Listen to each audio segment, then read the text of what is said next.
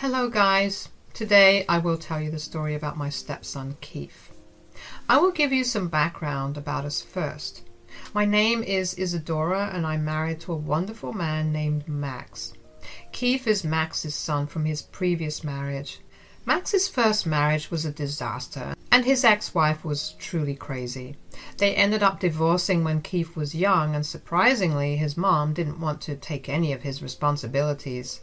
Hell, she gave up her rights to Keith because she didn't want to pay child support.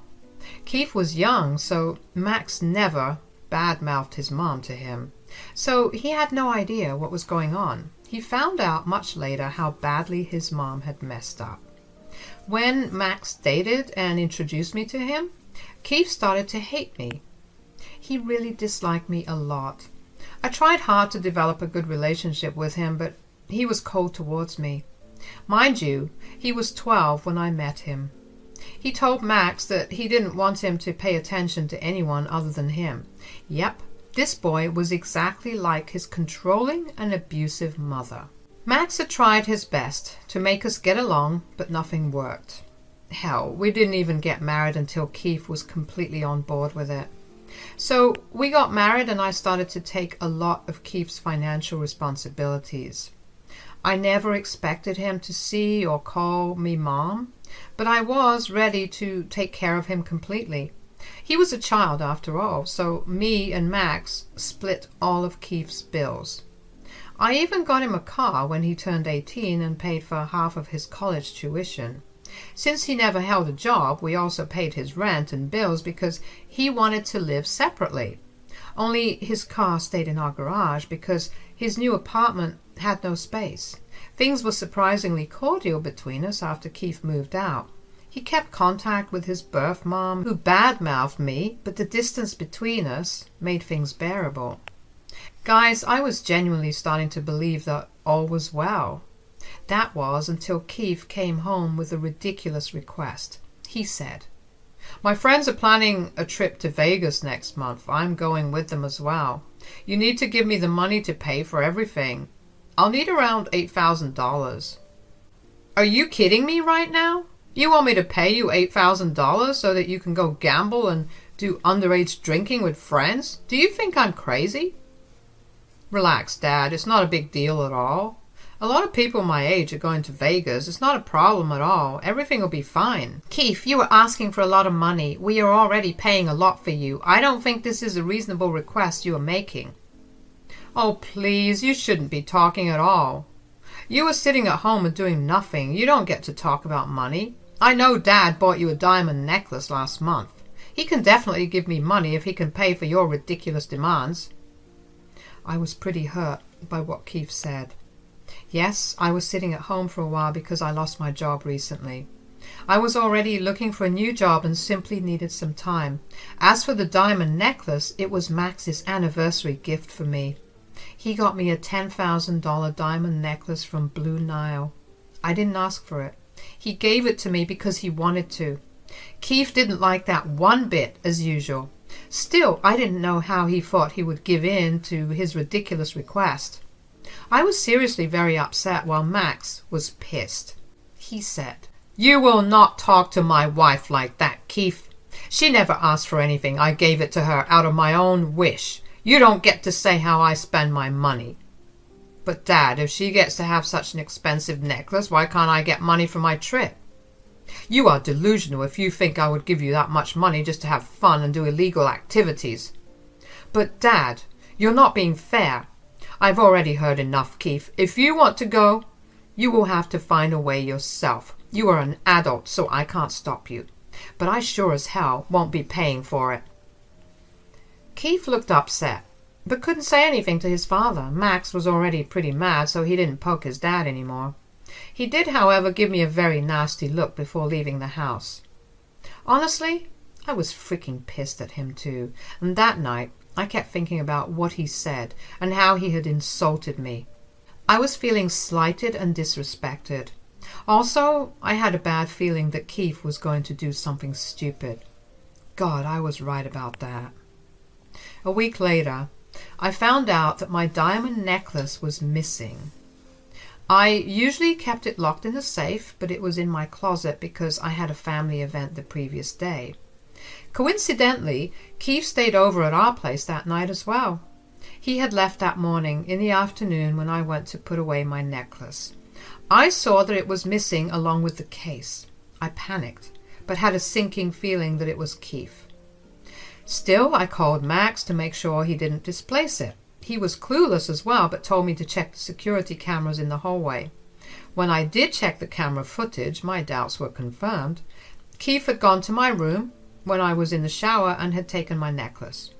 I was freaking pissed when I saw it. I immediately called Keith and started to record the conversation. I said, "Keith, did you freaking take my diamond necklace? Answer me truthfully." "Oh boy, you figured it out fast, I'll give you that, Isadora. Yes, it was me who took it. Congratulations on figuring it out." "Do you think this is funny?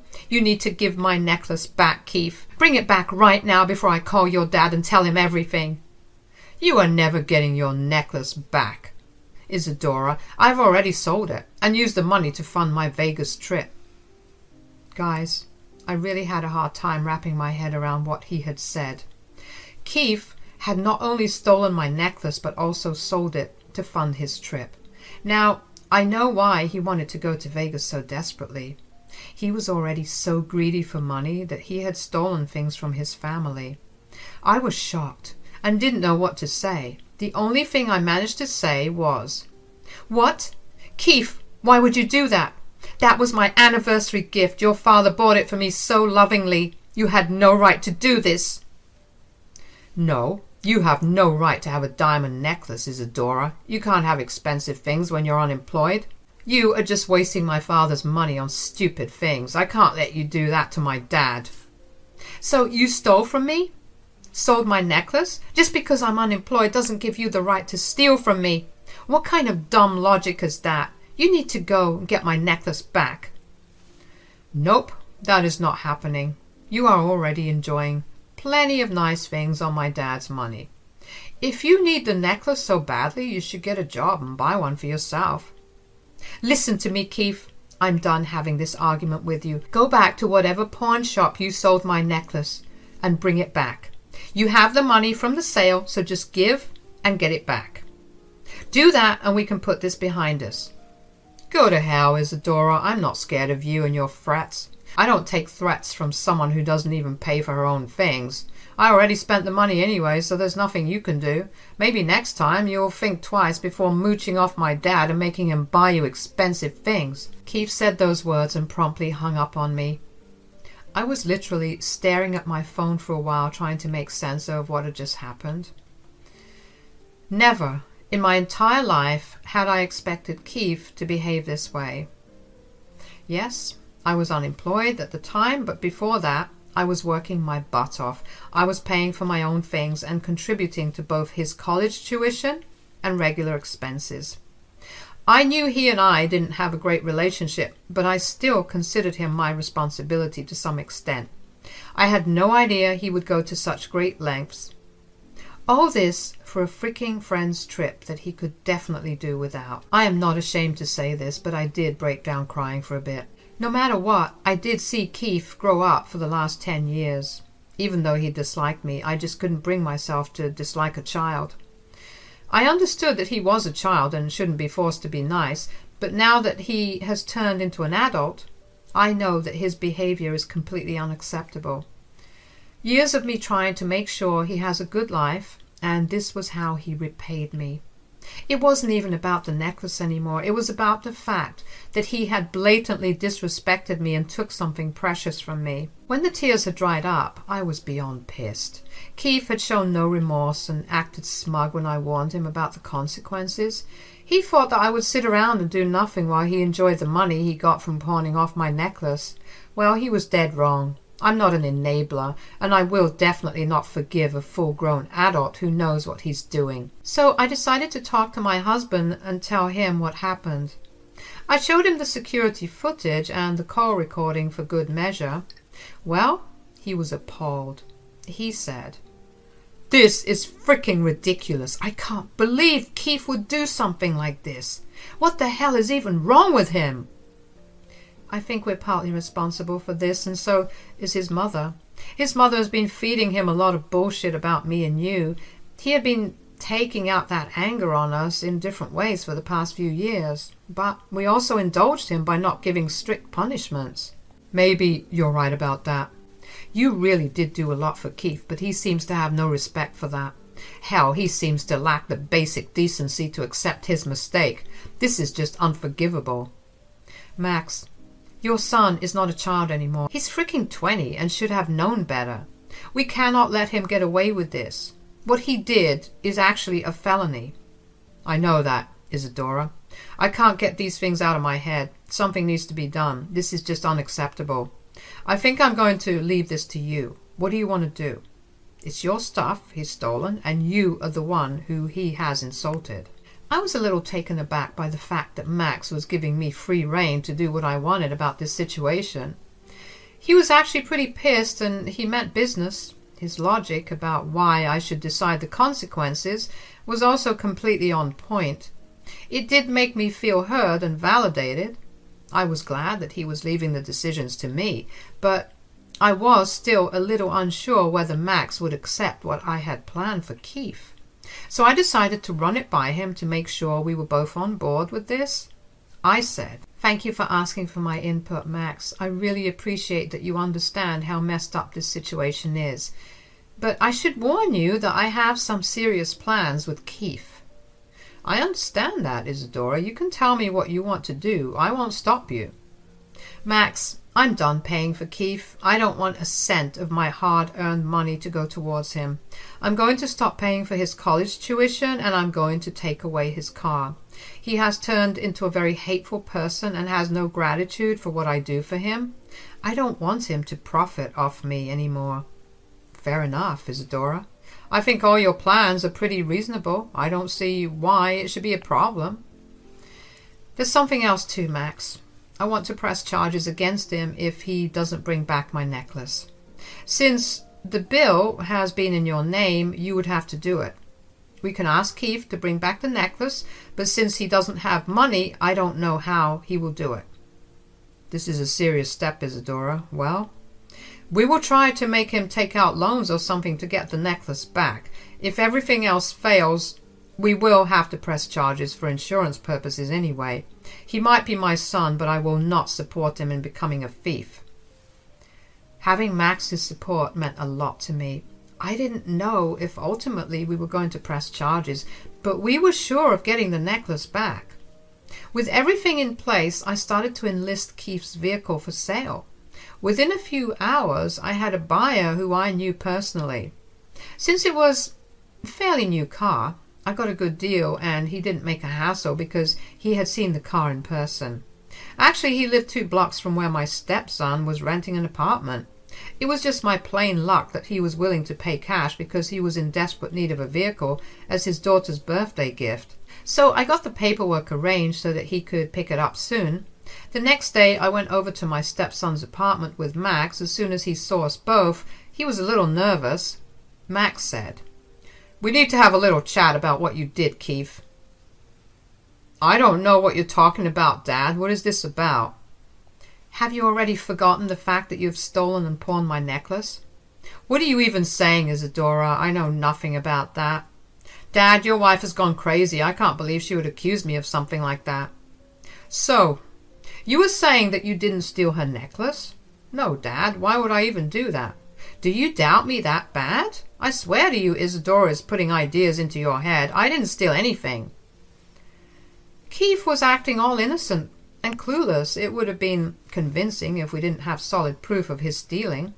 He isn't a very bright person after all. He may have forgotten the fact that I have cameras in my house, or maybe he thought that he would get away with his actions again. But Keith's innocent facade crumbled when Max said, "Quit lying like an idiot, Keith. You know we have cameras in the house. I clearly saw you exiting our room while tucking something in your jacket. Plus, Isadora has a call recording where you confessed and also said some horrible things to her." "Dad, I'm so sorry. I was desperate for the money, so I sold the necklace. Isadora doesn't need something so fancy anyway. She's unemployed and doesn't have anywhere to go. I needed the money from the necklace. You needed the money for a ridiculously expensive friend's trip to Vegas? Are you freaking kidding me, Keith? How entitled are you? This is just plain unacceptable. You need to return the necklace right now. Trust me, Keith, I will call the cops on you if you don't. Dad, you can't do that. I'm your son. You can't call the cops on your own son. I can and I will call the cops when I catch you stealing from anyone. I'm already at the end of my wits with you, Keith. You have done something horrible and said horrible things about your stepmom. All these years, she did a lot for you, and this is how you pay her back. You are a failure of a man, Keith. Keith now knew that he had screwed up.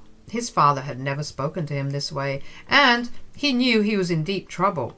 Keith also knew that calling his mother to help wouldn't work as well. His mom would run once she heard that money was involved, so Keith was now completely at our mercy. But he was still unyielding. He said, Dad, I can't get this necklace back. I already spent the money on non-refundable tickets and hotels. I have very little money left. It won't be enough.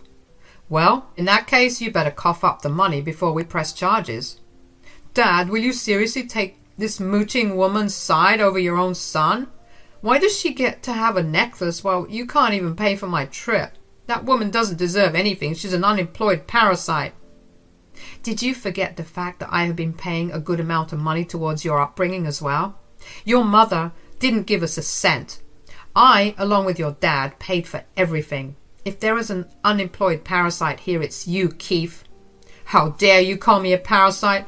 I don't need your freaking money, Isadora. I have my dad for that. You can go to hell. Well, I'm glad that you said you don't need my money. You are going to have to remember that, because I will stop paying for your college and will take away your car.